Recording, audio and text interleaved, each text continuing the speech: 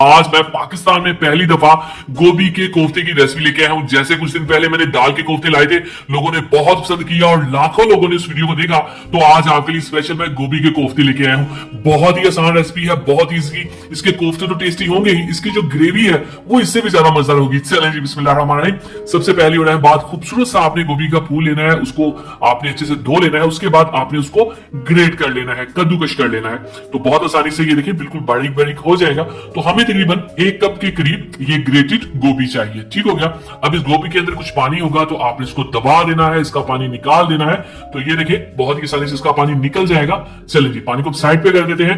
अब हम लेंगे एक खूबसूरत सा बॉल। चलें जी, बिस्मिल्लाहिर्रहमानिर्रहीम। 1 प्याली के तकरीबन है हमारे पास गोभी। ठीक है, प्लेटों को अच्छे से साफ किया करें, कोई भी चीज जाया नहीं होनी चाहिए, इससे आपके रिस्क में बरकत आती है। चलें जी, अब हम इसमें ऐड करेंगे, हमारे पास है कुछ बॉइल्ड आलू। तो ये देखिए एक दरमियाने साइज का या छोटा आलू आपने इसके अंदर इस तरह से ग्रेट कर देना है। ये टेस्ट का काम भी करेगा और साथ ही साथ बाइंडिंग का काम भी करेगा। ठीक हो गया, इसको साइड पे करते हैं।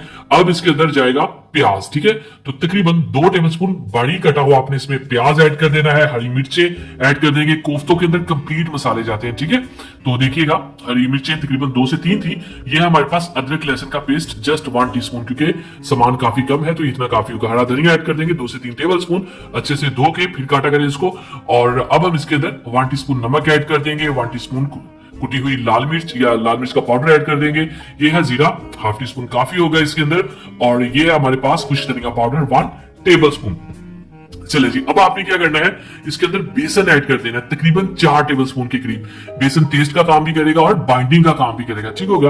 अब आपने इसको मिक्स कर लेना है और ये इस तरह से ड्राई लगेगा, लेकिन जब आप इसको दबाएंगे तो उसके खूबसूरत से बॉल बन जाएंगे। ठीक है, इनकेस ना बने तो थोड़ा सा पानी ऐड कर लें। ठीक हो गया। चलिए जी, बिस्मिल्लाहिर्रहमानिर्रहीम। अब ऑयल गर्म करके इन बॉल्स को, इन कोफ्तों को आपने इनके अंदर फ्राई कर लेना। अच्छा, क्योंकि जो गोभी है बहुत जल्दी पक जाती है, बेसन भी पक जाता है, आलू ऑलरेडी डन है, तो आपने बहुत ज्यादा इसको नहीं पकाना। ठीक है, मीडियम फ्लेम के ऊपर ही आपने इसको फ्राई करते जाना है और आपने इसको तब तक पकाना है जब तक इसका कलर प्योर ब्राउन नहीं हो जाता।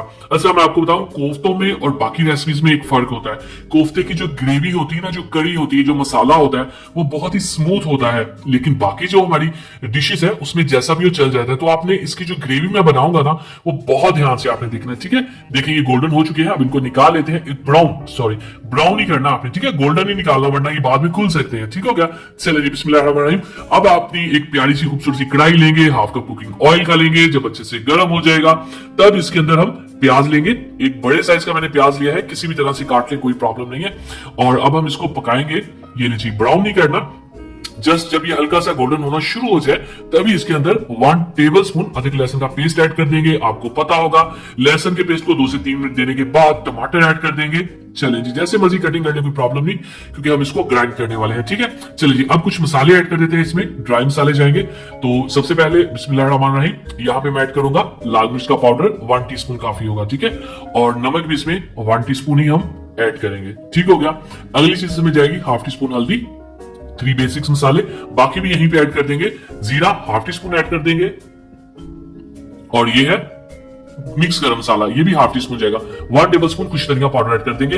अब आपने अच्छे से इसको मिक्स कर लेना है हाई फ्लेम के ऊपर, ताकि टमाटर जरा नरम हो जाए, टमाटर रोस्ट हो जाए। उसके बाद फ्लेम ऑफ कर देना है। जब मसाले का टेम्परेचर जो है कम हो जाएगा, तब आपने निकाल के, जिसमें आप ब्लेंडर में जूस बनाते हैं, मिल्क शेक बनाते हैं, उस मशीन में आपने इसको डाल देना है। ठीक है, फिर आपने इसको अच्छे से ग्राइंड कर लेना। अच्छा, ये चीजें ग्राइंड करके पकाने का भी एक तरीका होता है, लेकिन वो चीज ठीक नहीं होती, वो मुश्किल होती है, ये आसान है। ठीक है, अब उसी खूबसूरत सी कढ़ाई में हम इसको निकाल लेंगे और उसके बाद इसमें हम पानी थोड़ा सा ऐड करेंगे। ठीक है, उससे ये थोड़ा सा नरम भी हो जाएगा और मसाला भी हमारा जाया नहीं होगा।